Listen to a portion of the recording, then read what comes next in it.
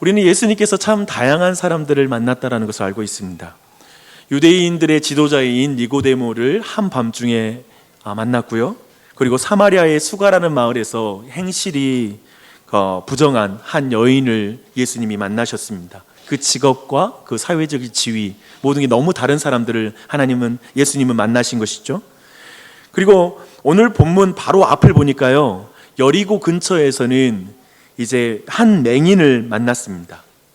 예수님께서 만난 종교 지도자, 그리고 사마리아의 한 여인, 그리고 장애인은 모두 구원을 받습니다.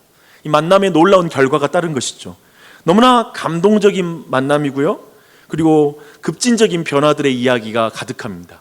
특별히 그 이야기 중에 가장 극적인 이야기 중에 하나가 오늘 본문에 있는 삭개오와 관련된 만남입니다. 예수님과 삭개오와의 만남은 신체적으로 아직 성장하지 않은 아이들에게는 정말 아이들이 열광하는 이야기일 것입니다. 약간은 어른들, 무시를 당해왔던 그 어른들을 향해서 통쾌한 마음을 갖게 하는 그런 본문이기도 하죠. 그리고 또한 돈과 관련된 매우 부담스러운 성인 이야기이기도 합니다. 그래서 오늘 그 이야기를 살펴볼 거예요. 오늘 본문 앞을 보면 예수님은 여리고 근처에서 한 맹인을 만났다라고 말합니다. 그는 앞을 보지 못하는 거린이었어요. 그는 예수님을 향해 이렇게 외칩니다. 다윗의 자손 예수여, 나를 불쌍히 여기소서. 이렇게 외치죠. 그가 외치자 주변에 있는 사람들이 그를 잠잠하라고 꾸짖습니다. 쉽게 말해서 어지 죄짓고 저주받아서 눈을 먼 인간이, 부정한 인간이 예수님을 부르고 그래? 그 입 닥치지 못해? 이런 식으로 말을 한 것입니다. 그러나 예수님은 그 맹인 거린을 부르십니다. 그는 단순히 내 눈을 고쳐주세요 라고 이렇게 외친 게 아니라, 당신은 저의 육신의 눈만이 아니라 영혼의 눈까지, 즉 내 영적인 비참함과 죽음으로부터 구원할 수 있는 다윗의 자손 메시아입니다. 그러니 저를 불쌍히 여기시옵소서 라고 이렇게 예수 그리스도를 메시아라고 믿음으로 예수님께 도움을 요청했기 때문입니다. 예수님은 그에게 이렇게 말씀하시거든요. 내 믿음이 너를 구원하였다. 진짜 그 맹인에게는 예수님이 메시아인 그런 믿음이 있었던 것입니다. 그 맹인은 어떻게 될까요? 다시 보게 됩니다. 단순히 육신의 눈만 밝아지는 것이 아니라요, 영적인 눈까지 밝아집니다. 누가복음 18장 43절에서 이렇게 영적으로 눈이 밝아진 사람들이 어떻게 행하는지를 말하고 있어요. 하나님께 영광을 돌리며 예수를 따르니. 영적으로 눈이 밝은 사람은 하나님께 영광 돌리고 예수를 따르게 됩니다. 흥미로운 것은 예수님과 맹인의 만남은 그 앞에 또 있는 만남과 또 연결이 된다는 거예요. 18장 18절부터 나오는 말씀인데요, 부자 청년과 예수님이 서로 만나는 사건이 일어납니다. 그 젊은 부자는 어려서부터 율법을 충실히 지키려고 노력했던 그런 젊은 부자입니다. 그래서 예수님께 내가 무엇을 하여야 영생을 얻을 수 있으리까? 라고 묻습니다. 그는 10계명 정도는 충분히 암송하고 있고 나는 그것을 잘 지켜왔다라고 자신하고 있습니다. 그러나 예수님은 그에게 이렇게 말씀하세요. 내게 아직도 한 가지 부족한 것이 있으니 내게 있는 것을 다 팔아 가난한 자들에게 나눠주라. 그리하면 하늘에서 내게 보화가 있으리라. 그리고 와서 나를 따르라 라고 말합니다. 그래서 그는 큰 부자이므로 이 말씀을 듣고 근심하며 돌아갔다고 말하고 있습니다. 근데 부자는 왜 근심했을까요? 그는 종교 행위로 자신을 잘 포장하는 사람이었지만 사실은 돈을 더 사랑하는 사람이었습니다. 하나님보다 돈을 더 사랑했던 것이죠. 결국 저 여리고 맹인은 가난한 자이고 거린이지만 예수님이 말씀하지 않았는데도 불구하고 예수님을 따르는 사람이 됩니다. 예수님이 너는 나를 따르라 말을 안 했어요. 근데 그 눈이 밝아지자 예수님을 스스로 따라요. 그런데 부자이고 젊은이인 건강한 이 사람은 예수님이 쫓으라고 초대했지만 예수님을 쫓지를 못합니다. 이렇게 지금 삭개오 이야기 앞에와 그 앞의 이야기가 이렇게 연결되어서 진행되고 있습니다. 제가 이렇게 서론을 말하는 이유는 바로 오늘 삭개오 이야기도 그 이야기들의 연속이기 때문에 그렇습니다. 누가 보면 이렇게 예수님을 만난 사람들을 이렇게 나열함으로써 비교하여 메시지를 극대화하고 있습니다. 우리에게 분명한 메시지를 전해주는 것이죠. 누가는 젊은 부자와 맹인을 만난 이후에 이제 여리고 안으로 이제 예수님이 들어가서 한 사람을 만났다고 기록하고 있습니다. 그 사람의 이름은 삭개오입니다. 삭개오와 예수님의 만남이 이제 그 앞에 있는 부자 청년과 그리고 맹인과 만남이 어떻게 연결되는지 오늘 그것을 주목해서 함께 말씀을 살펴보겠습니다. 이제 본문에 들어가면요, 예수님이 여리고 도심에 들어가서 만난 삭개오의 이름의 뜻이 뭐냐면 깨끗한, 정결한이란 뜻입니다. 흠이 없는, innocent라고 말하죠. 영어로는 그런 어떤 흠이 없는 이란 뜻을 가지고 있습니다. 우리식의 이름으로 말하면 김청렴 혹은 김정결 이 정도 됩니다. 이런 이름 한번 자녀들 이름 지어도 괜찮을 것 같아요. 김정결 이런 이름. 그런데 그 이름과 어울리지 않게 그는 세리장이었다라는 걸 지금 붙여서 말하고 있습니다. 그리고 심히 큰 부자였다라고 삭개오를 설명하고 있습니다. 로마 제국 시대에 이 세금 징수의 체계에 대해서 간단히 말씀드리겠습니다. 로마 제국은 우선 관리들이 세금 징수권이라는 것을 이제 일반인에게 판매를 합니다. 그리고 나서 그 징수권을 계약한 사람은 세금을 징수할 사람을 이제 사게 되죠. 고용하게 돼요. 그 고용한 자들이 바로 세리예요. 그리고 그들을 고용한 사람을 세리장일 수 있고요.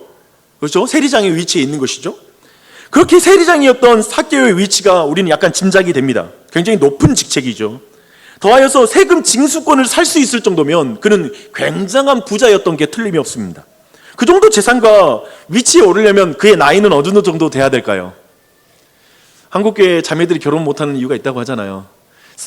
30대에게 50대 재산을 원한다라고 하잖아요.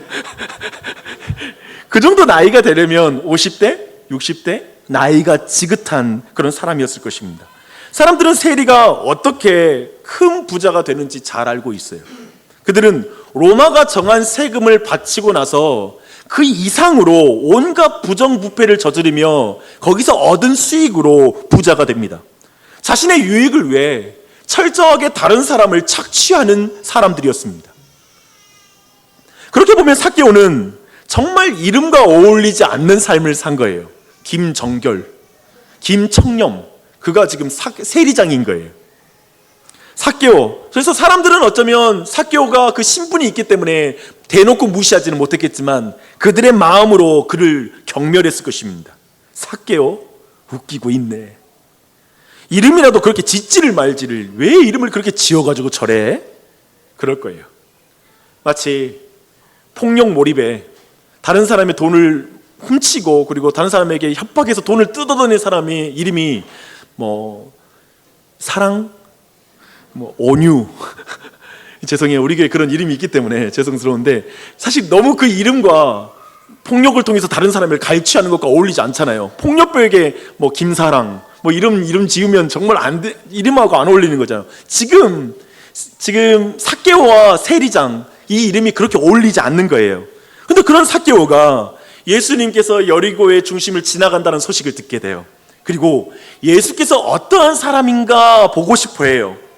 하지만 많은 사람이 예수님 주위를 둘러싸고 있는 거예요. 그리고 그에게 핸디캡이 있는데 그가 키가 작은 사람이었어요. 그래서 도저히 예수님께 접근할 방법이 없는 거예요. 그런 인기도 없고 사회적인 그런 어떤 이미지도 사람들 앞에서 존경받지 못한 사람이었기 때문에 그가 오면 사람들이 다 앞을 막아섰을 거예요. 전혀 길을 내주고 싶은 사람이 아무도 없었을 것입니다. 사람들은 예수님을 보러 나온 삭개오를 보며 속으로 이런 생각을 했겠죠. 너 따위가 감히 예수님을 보러 나와? 예수님은 너 같은 인간은 거들떠 보지도 않을 거야. 이 부정한 인간아. 어쩌면 이렇게 말했겠죠. 그런데요, 삭개오는 포기하질 않아요. 그는 예수님의 동선을 딱 보고 그가 예수님이 어느 쪽에서 만날 수 있는지를 먼저 계산하기 시작합니다. 그리고 방법을 생각해내요. 왜냐하면 그 길에 그가 잘 알고 있는 한 돌 무화과 나무가 있거든요. 그는 달려가서 그 돌 무화과 나무 위에 올라갑니다. 근데 생각해 보십시오. 나무에 오르는 것은 세리장이 할 수 있는 행동이 아닙니다.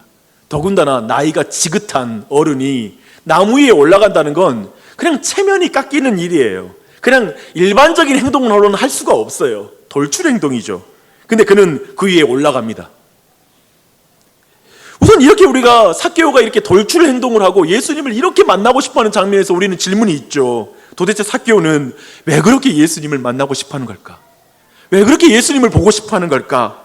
단순히 유명 인사 한번 얼굴 한번 보고 싶어하는 단순한 호기심은 아닐 거라고 생각이 들어요. 우리는 삭개오 행동이 어떤 절박한 사정이 있지 않고는 행동할 수 없는 그런 형태의 행동을 했다라는 걸 주목할 필요가 있습니다. 우리는 그 분명한 대답을 성경에서 직접적으로 답을 찾기는 어렵습니다. 왜냐하면 너무 긴 동안 침묵을 하고 있거든요. 하지만 앞으로 있을 이유, 이제 예수님과의 대화를 통해 우리는 그 이유를 분명히 발견할 수 있어요. 이제 멀리 예수님께서 삭개오가 올라간 나무에 가까이 오고 계십니다. 그리고 그 앞에 서셔요. 놀랍게도 예수님은 나무 아래서 나무 위에 있는 삭개오를 올려다 보십니다. 창조주가 삭개오를 올려다보는 것이죠. 삭개오는 예수님이 자신을 보시고 얼마나 놀랬겠어요. 사실 그런 게 있잖아요. 누군가를 멀리서 지켜볼 땐 두려운 마음이 없잖아요. 긴장되는 게 없어요.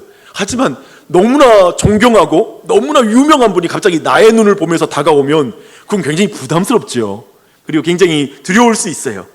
그나마 놀랬어요. 하지만 그에게 상상할 수 없는 예수님의 말씀으로 인해서 그는 더 놀라게 됩니다. 이렇게 말씀하세요. 삭개오야, 속히 내려오라.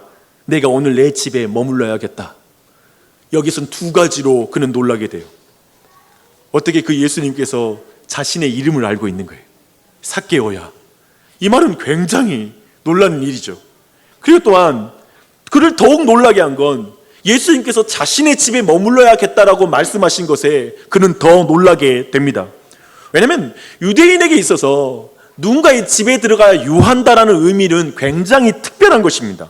그것은 친구라는 의미예요. 그리고 그와 나는 화목한 관계라는 의미예요. 그와 나는 똑같은 사람이라는 의미이기도 해요. 즉 예수님이 삭개오의 집에 들어가시는 것은 예수님이 삭개오를 완전히 받아들였다. 그리고 그와 친밀하게 교제를 나눈다라는 뜻입니다. 그래서 사람들이 수군거리기 시작하는 거예요. 아니 왜 예수님께서 저 부정한 죄인의 집에 들어가? 어떻게 그를 친구라고 생각할 수 있지? 어떻게 그를 받아들여서 그와 친밀하게 교제 나눈다고 들어갈 수 있지? 지금 이런 생각을 하기 때문에 사람들이 수군거리기 시작해요. 그도 그럴 것이 당대의 경건한 사람들은 세리들과 함께 앉아서 식사하는 걸 부정하게 생각했어요. 그런 걸 피하고 싶어 했어요. 말 섞기도 싫어해요. 당연히 세리의 집에 들어가는 건 상상할 수가 없습니다. 그건 스스로를 부정하게 만드는 것이거든요. 아마도 삭개오는 자신의 부하 세리들, 부하 세리들은 좀 초대했을 거예요. 그 외에 유대인들을 초대한 적은 거의 없을 거예요. 그에게는 친구가 없었음에 틀림없습니다. 누구도 삭개오의 집에 유하겠다고 말하면서 먼저 당신의 집에 가서 유해도 됩니까? 라고 말하는 사람 또한도 그는 평생 그런 사람을 만나본 적이 없을 거예요. 특별히 유대교의 지도자들, 회당의 회당장들, 그들 중 누구도 삭개오에게 당신 집에 가서 머물면서 음식을 나누며 교제해도 좋을까요? 라고 말하는 사람은 없었을 거예요. 그런데 지금 유대 사회에서 이가 메시아가 아닐까라고 생각하는 그 놀라운 영적 지도자가 자신 앞에 서서 삭개오야, 속히 내려와라. 내가 오늘 내 집에 머물러야 되겠다라고 말씀하시는 것입니다. 지금 삭개오는 예수님 뵙기를 굉장히 간절히 원했잖아요. 그래서 돌출 행동까지 하면서 나무 위에 올라갔잖아요. 그랬던 삭개오는 급히 내려와서 즐거워하며 예수님을 자기 집에 영접했다라고 말하고 있습니다. 분명 삭개오는 사람들의 시선과 수군거리는 소리를 들었을 거예요. 충분히 의식했을 거예요. 하지만 지금 삭개오는 기쁨에 사로잡혀 있어요. 단순히 유명 인사가 자신의 이름을 불러줬기 때문에 기쁜 것, 그리고 그 유명 인사가 자신의 집에 와서 머물기 때문에 기쁜 차원을 넘어서는 것이었을 것입니다. 삭개오가 그 이유를 말하지 않게 우리는 너무 궁금해요. 왜 삭개오는 이렇게 예수님 만나고 싶어하고 그럴까? 나이든 어른으로 체면불구하고 나무에 오르는 그 비정상적인 행동을 한 이유가 왜일까? 그리고 예수님 집으로 영접하면서 다른 사람의 수군거리는 소리 들으면서도 기뻐하며 예수님을 영접하는 그 이유가 뭘까? 궁금해요. 그러나 그 이유는 죄인의 집에 들어오신 예수께서 삭개오와 서로 나누는 대화 가운데 그 답이 있습니다. 삭개오는 자리에 앉지 못하고 말하지 못하고 서서 이야기해요. 상상해봐요.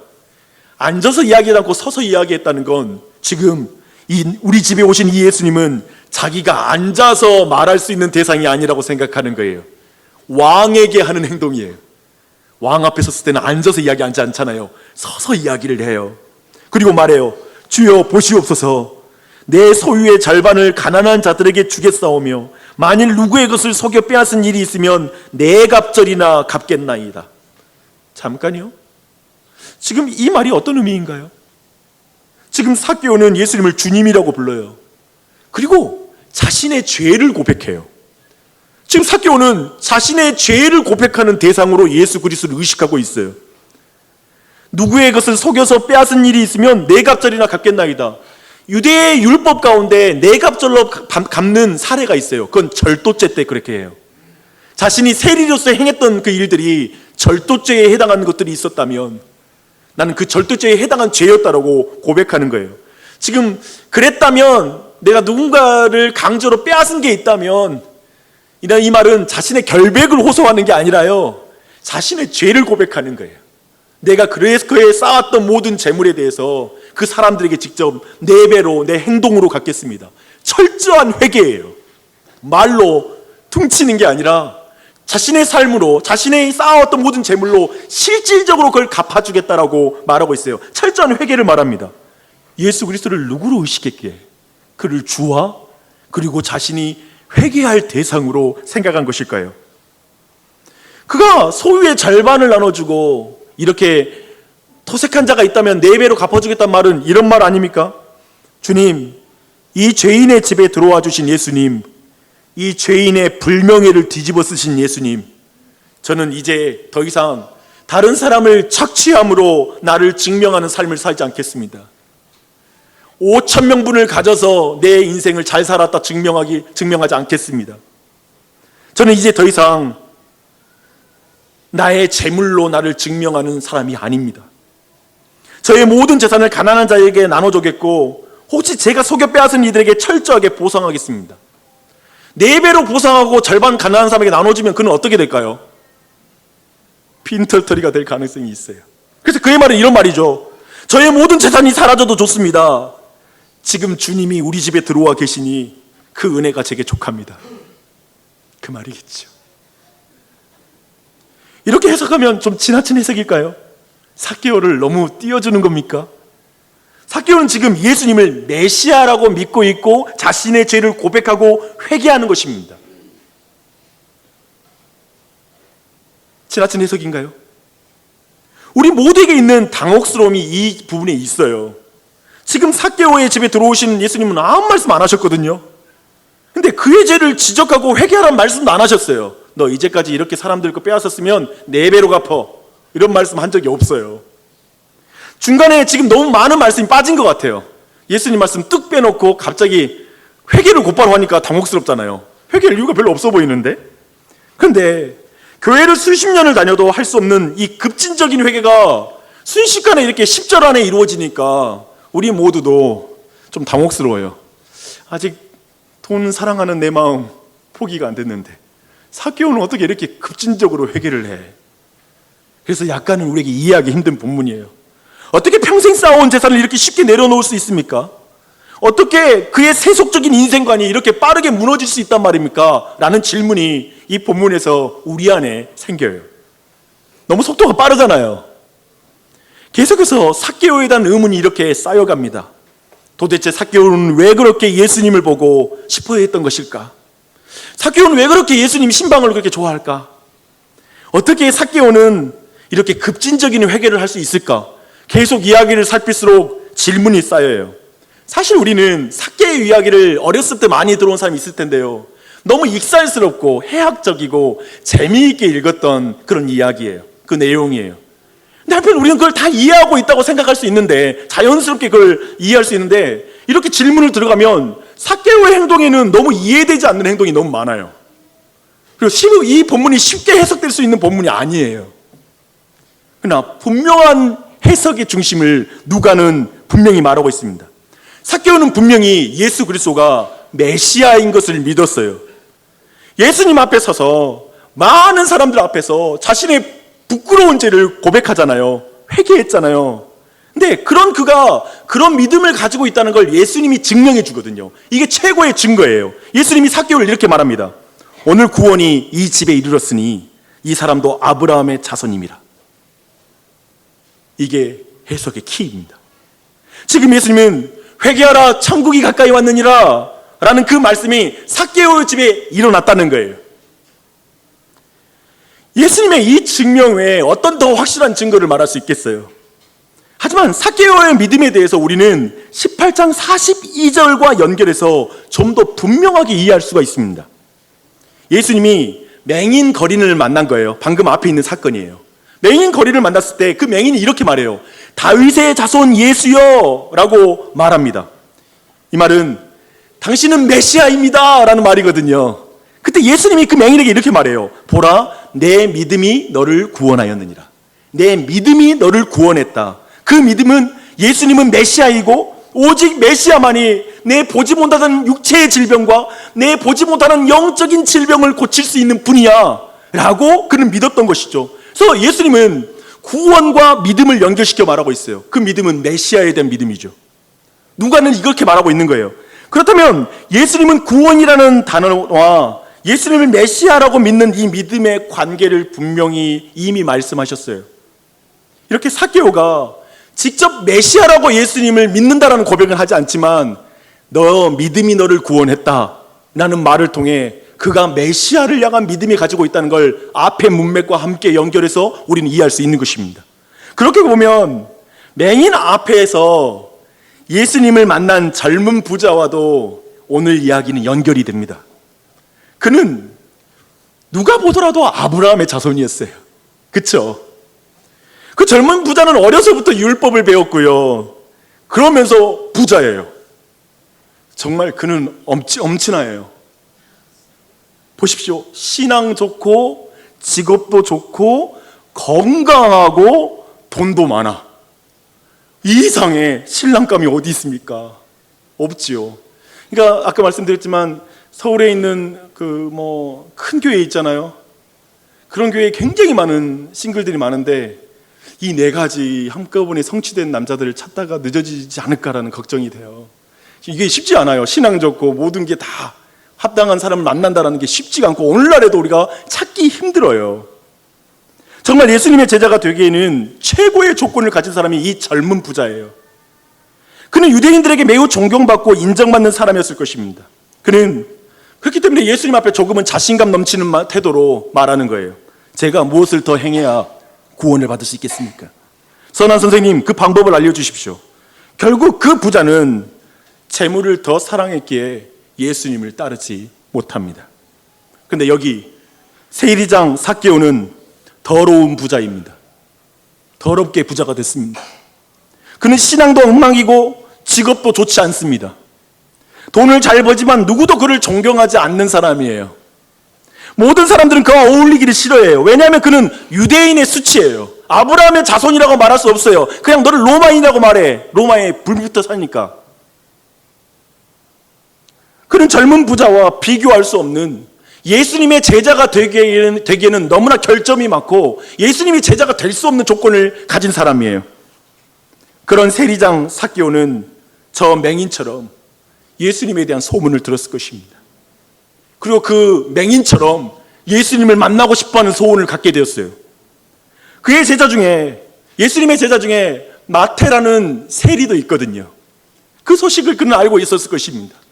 세리도 받아주는 예수 그리스도, 그분을 만나면 자신 안에 있는 어떤 영적인 갈증, 정말 수없이 돈이 많이 벌고 부자가 됐지만 아무렇게 자신을 채울 수 없고 만족할 수 없는 그 내적인 갈증을 그분은 채울 수 있을 거야라는 기대감을 갖기 시작했을 것입니다. 그는 분명히 맹인처럼 예수님을 꼭 만나야 되는 이유를 이미 가지고 있었던 거예요. 그래서 처음부터 그런 돌출 행동을 하면서까지 예수님을 만나려고 막 노력하는 거예요. 하지만 그는 맹인처럼 예수님을 향해 다윗의 자손이여 저를 긍휼히 여기옵소서 라고 말할 용기는 없었던 것 같아요. 그렇죠? 그는 자신을 맡고 있는 키 큰 사람들을 두 눈으로 볼 수 있는 사람이었거든요.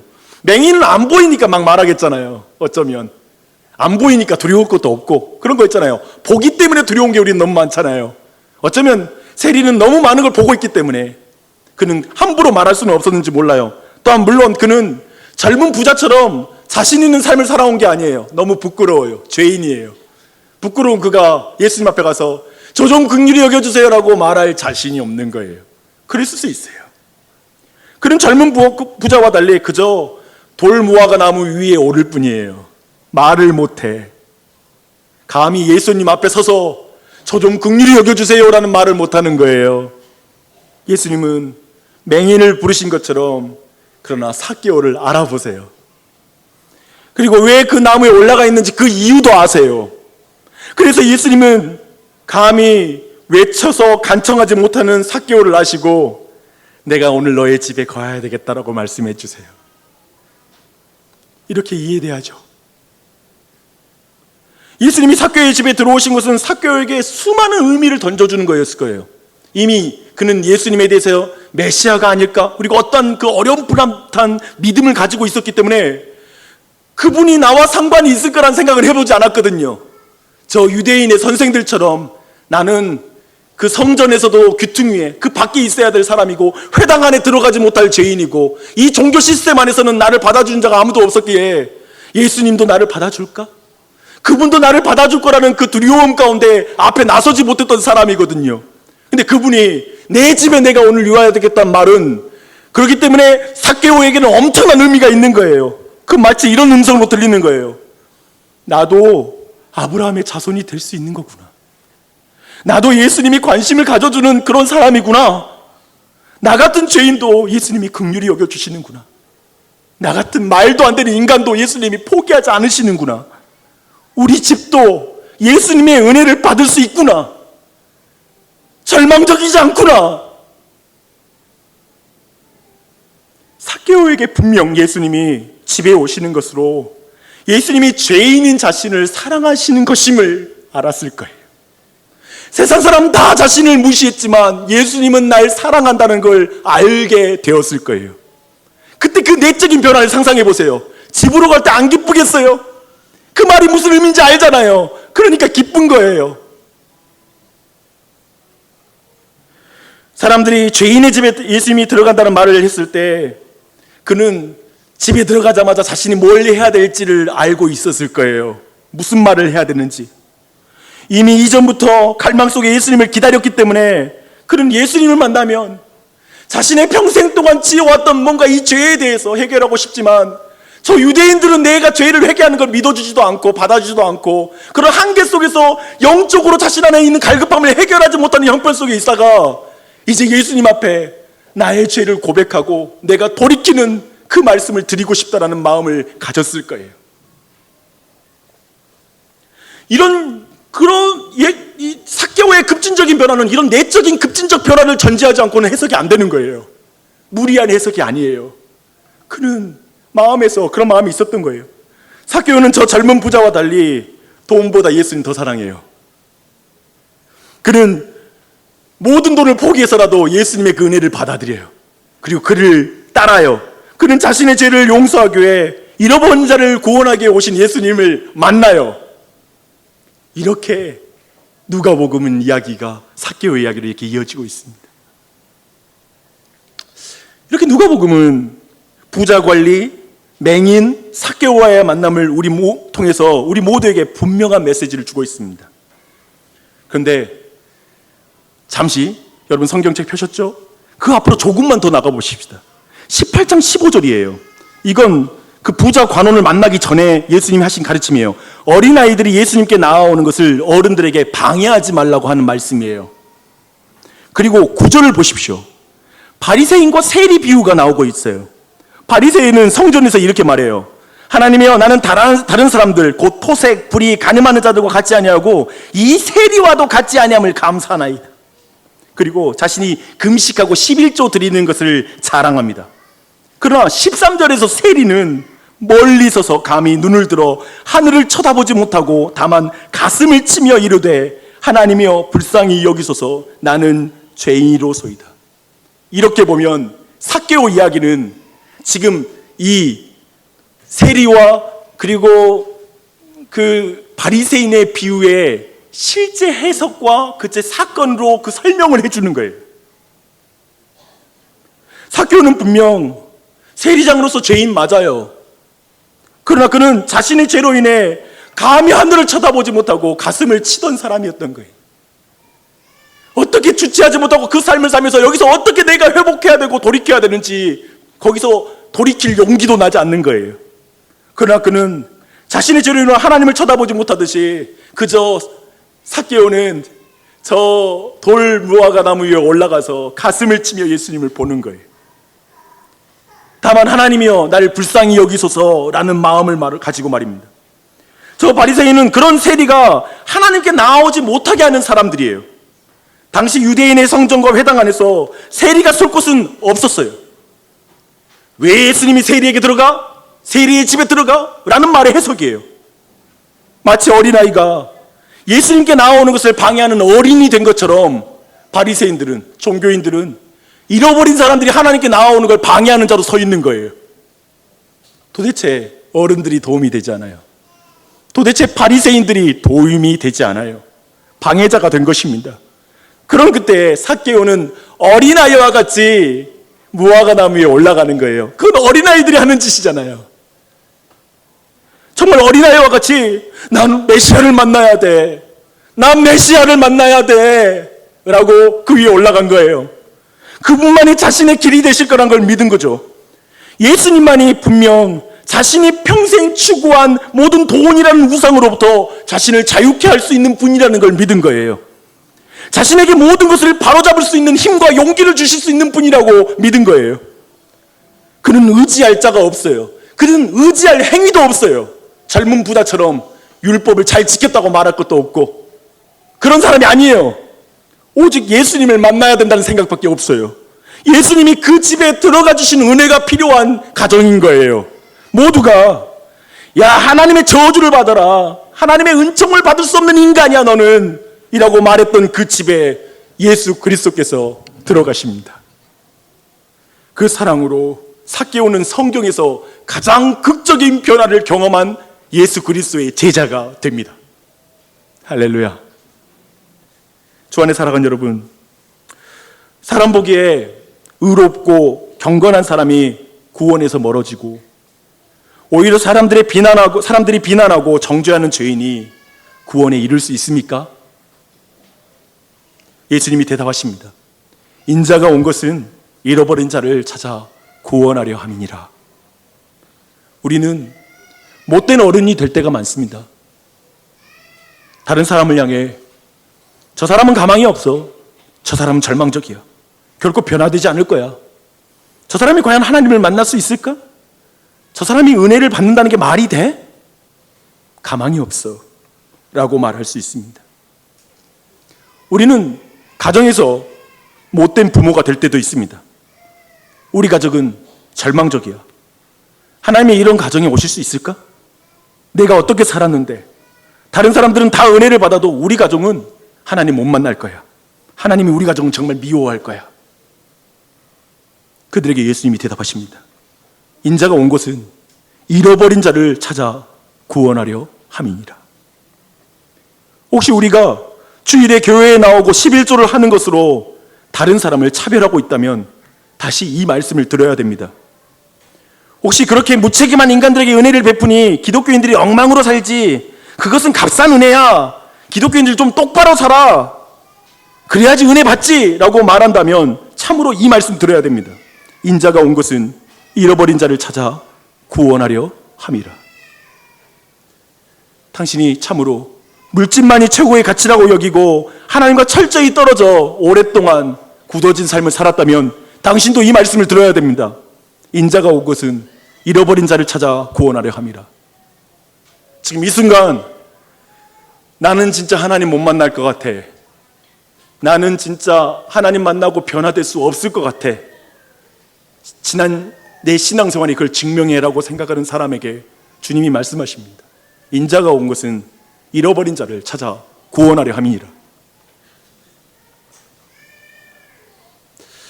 어떤 이들은 왜 젊은 부자를 부르지 않고 저 말도 안 되는 세리장 삭개오를 부르냐? 기독교의 문제는 이거야. 참 어설픈 인간들만 불렀어. 기독교인들의 변화되지 않는 모습에 실망하고 고통을 당했다면 아마 이렇게 묻고 싶을 것입니다. 정말 그런 사람이 구원받은 게 맞냐고. 저는 그것에 대해서 뚜렷하게 말할 수 있는 방법이 없습니다. 그러나 오늘날에 사람들이 자꾸 삶의 변화를 말하면서 기독교인들을 비난하는 것의 이유는 말씀드릴 수 있습니다. 사람들은 급진적인 제자도가 한국교회에 사라졌기 때문에 문제라고 말합니다. 즉 뭐냐면 왜 그렇게 제대로 못 살아? 한국 기독교인들은 제대로 윤리적으로 살지 않아서 문제야 라는 그 부분을 지적하는 것입니다. 공감합니다. 우리는 말씀대로 살아야 됩니다. 그런데 저는 오늘 말씀에서 삭개오의 변화는 급진적인 윤리적 설교가 그를 바꾼 게 아니라 급진적인 예수 그리스도의 사랑이 그를 변화시켰다는 걸 말씀드리고 싶습니다. 여러분은 절대 스스로 야 이렇게 살면 돼? 기독교인이면서 이렇게 살면 돼? 너 똑바로 살자, 똑바로 살아. 그러니까 너 아예 찬양도 하지 마. 찬양대로 안 살려면 찬양도 하지 말고, 기도대로 안 살려면 기도도 하지 말고, 너 교회 제대로 안 다니려면 아예 그냥 교회도 다니지 말어. 이렇게 해서 여러분이 그리스도인이 되는 것이 아니라 여러분은 예수 그리스도의 급진적인 사랑을 만나야 여러분의 삶은 변화될 것입니다. 잊지 마십시오.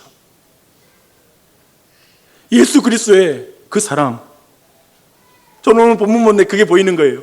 예수님이 삭개오의 집에 들어갈 때 사람들이 예수님의 명예를 더럽히잖아요. 죄인과 함께 어울리네. 즉 예수 그리스도가 삭개오를 대신해 그 불명예를 뒤집어 쓰시잖아요. 삭개오는 이걸 봤을 거예요. 자기 때문에 예수님이 불명예를 당하시는구나. 내가 엉망으로 살아가왔던 내 삶의 모든 모욕을 예수님이 당하는구나. 내가 좀 더 잘 살았다면 예수님이 우리 집에 올 때 이렇게 모욕을 안 당하실 텐데. 마음이 아팠을 거예요. 그럼에도 불구하고 그 모든 소리와 상관없이 여리고성에서 자신에게 찾아온 예수님 보면서 그분의 사랑이 더 크게 다가왔을 거예요. 나 같은 죄인의 집에 오시네. 이 큰 성읍 중에서 나 같은 죄인의 집에 와서 예수님이 머무시네. 그 사랑이 삭개오를 변화시킨 것입니다. 여러분, 여러분을 위해서 죄를 뒤집어 쓰신 예수 그리스도를 만나는 은혜가 있길 바랍니다. 오늘 우리 교회는 냉채 사역해요. 곧 있으면 윌러브 빛가람이라는 사역도 있어요. 이런 사역을 왜 할까요? 어떻게 감당할 수 있을까요? 저는 삭개오의 마음 외에는 없는 것 같아요. 나를 위해 죄를 뒤집어 쓰신 예수 그리스도의 사랑을 가지고 내가 가진 모든 소유를 이제 나를 증명하고 나의 행복을 사람들한테 자랑하는데 내 물질적인 걸 자랑하는 게 아니라 내 소유를 이웃을 돕고 이웃의 유익을 사용하고 다른 사람을 축복하는 일에 사용하는 그 일을 통하여 하나님의 복음의 영광이 이 도시에 흘러갈 걸 믿습니다. 그 방법이에요. 그 순종이에요. 그 일을 모두 감당하기를 바랍니다.